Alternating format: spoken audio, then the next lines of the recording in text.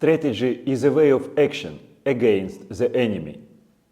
The notion of strategy and strategy as a way of thinking and action has been produced recently, only 200 years ago. Strategy was born in Europe, smashed by the Napoleonic Wars.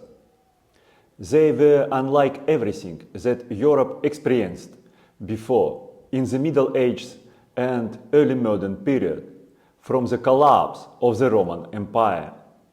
More than 1,000 years, the military force was not being used in a such purposeful way to gain the world dominance and imposing the new political and social order.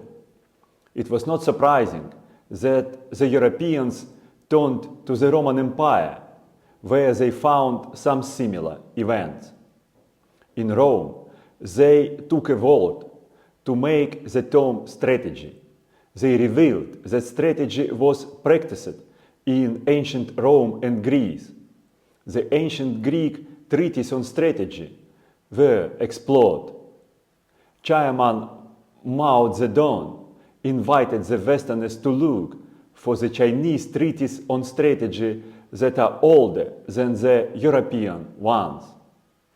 Strategy has flourished, advanced from the military field to politics and business, and became a particular discipline. But it lost its obsession with the enemy. The ancient pathfinders of strategy acted against the enemy always. There are many other features that strategy must have.